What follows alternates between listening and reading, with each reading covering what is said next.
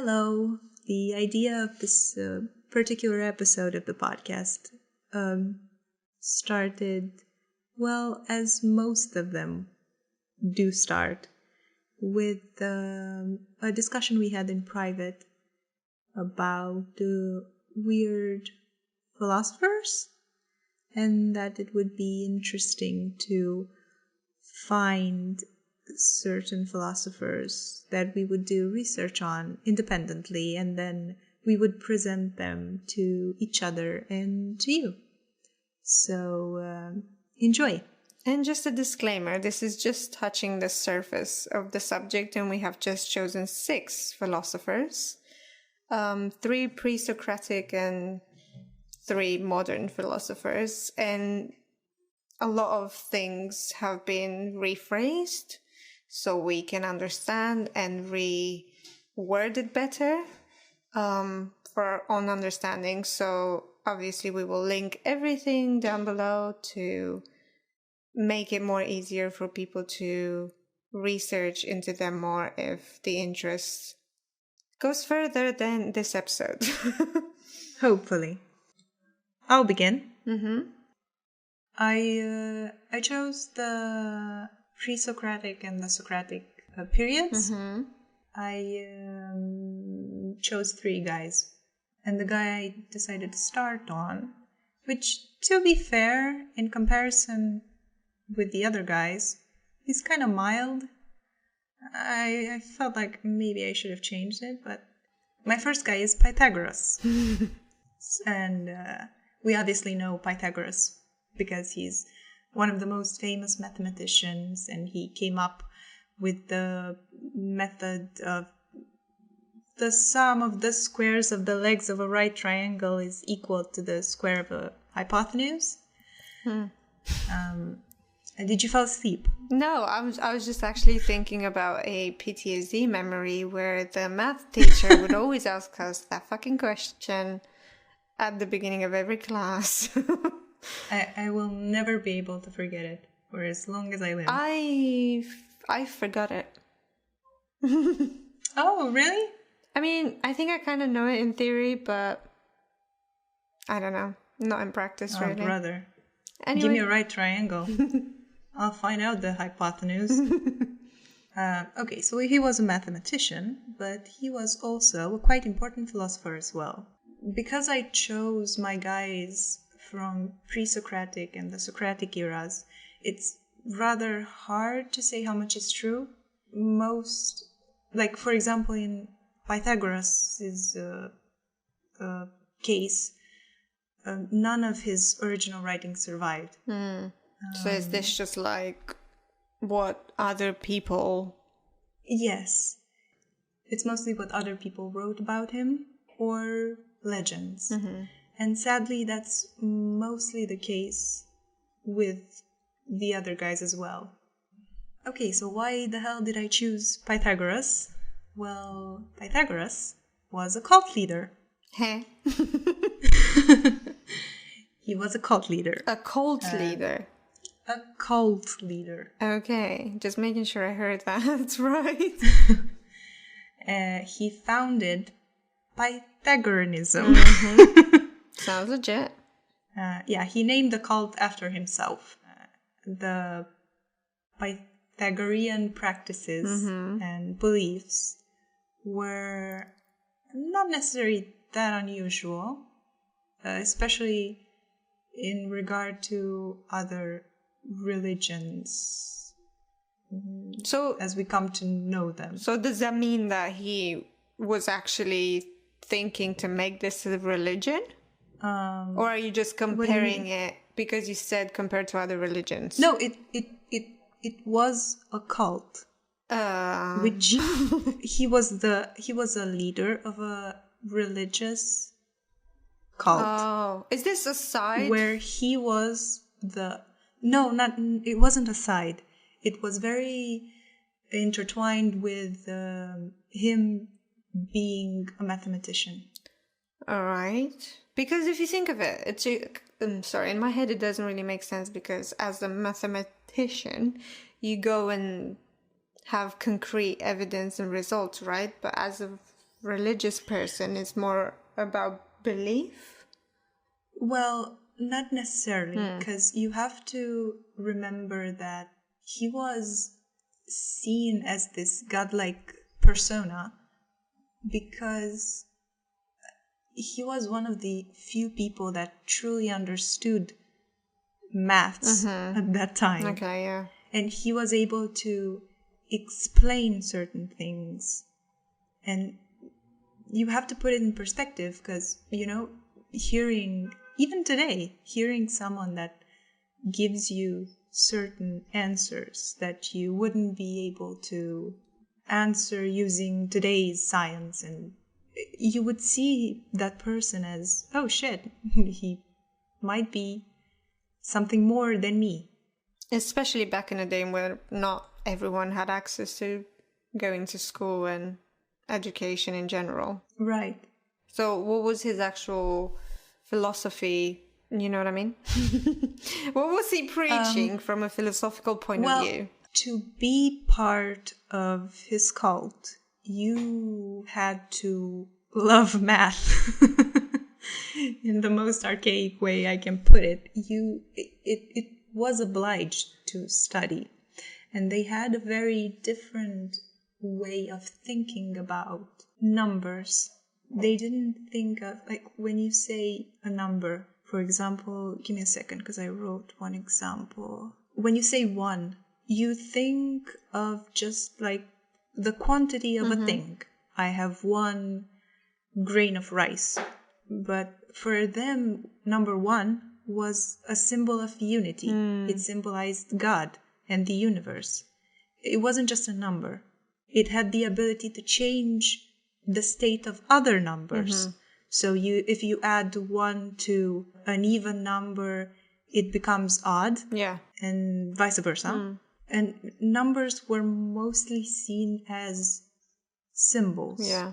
Symbols you would use to explain the world. Just like math, because math in a way is explaining things through theories. Right, but it's very interesting to think about the fact that, oh shit, this guy had to start somewhere. Like, we learned his theorem in school in 7th, 8th grade? Maybe even earlier than that. And it's just a given now. But he probably studied for years to find that out. And no one told us he was a cult leader.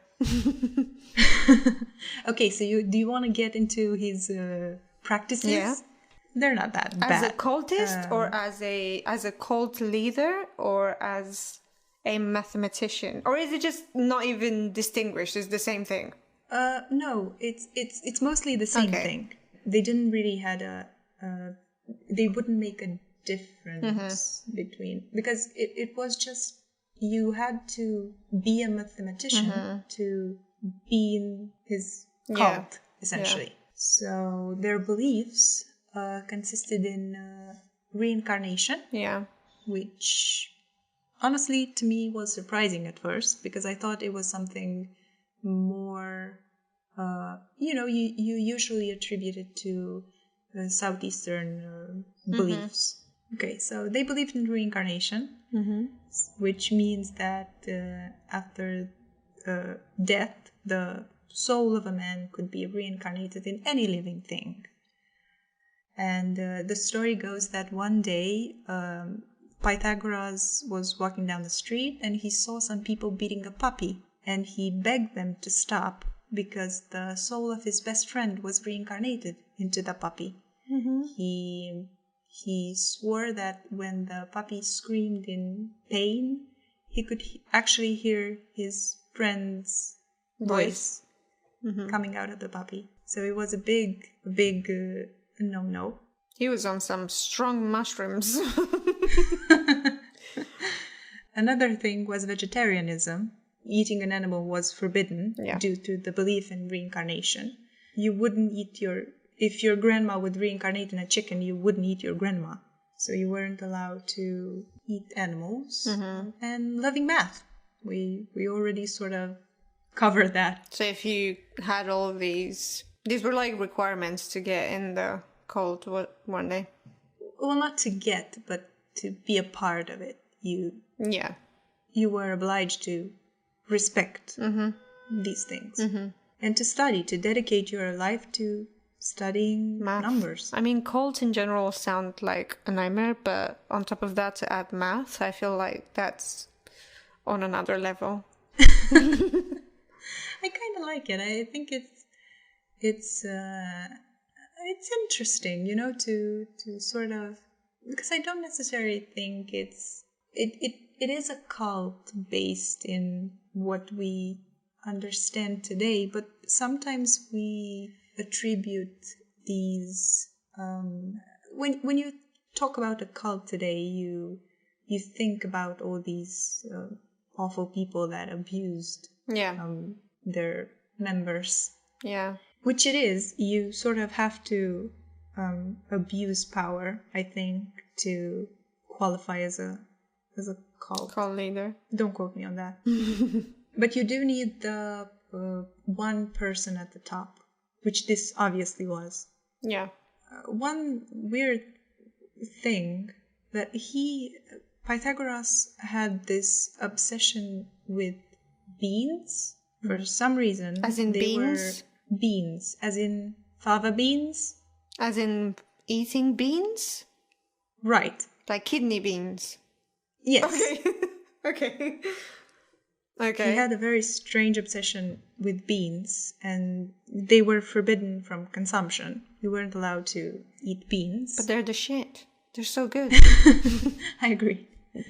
The reason was because he believed that the flatulence beans induced after consumption, you would lose the breath of life in the process. Wow. That's the excuse I'm going to use from now on. Sorry, I can't have beans. I don't want to lose my life. Yes. My breath of life. Oh, that life is stinky though. Maybe that was the reason.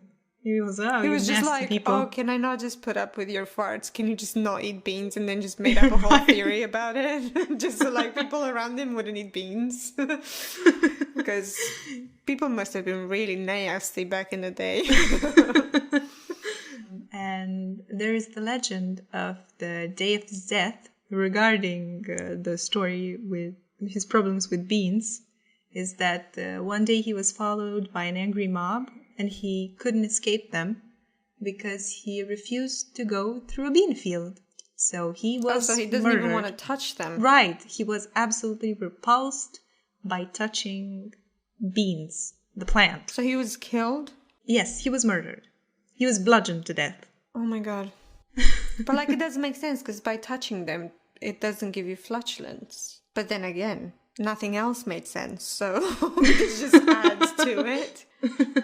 So this was Pythagoras. See, it's like he had this crazy brain for math, but then he had some shitty ideas about like how can a logical person that comes up with some theories that can explain math, right? And then have on the other side have this like really weird ideas about beans. There's different types of sciences.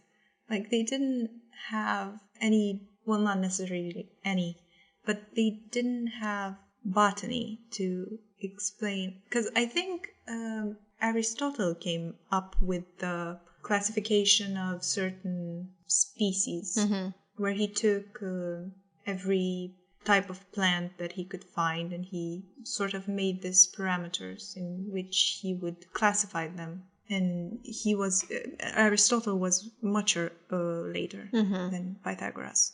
So maybe he had an issue when he was little with beans and he wasn't able. And you're also talking about, because you do read about, this wonderful evolution in math and science at the time and philosophy, obviously. But you're also talking about, like, at the time in Greece, they still worshipped in some way the Greek gods. So you're not talking about atheism. Yeah. People still had beliefs. Yeah. Maybe it's just wrong on my side to compare the way we think about beans now and how much we know about beans. Just to take the bean subject. I can't get over it.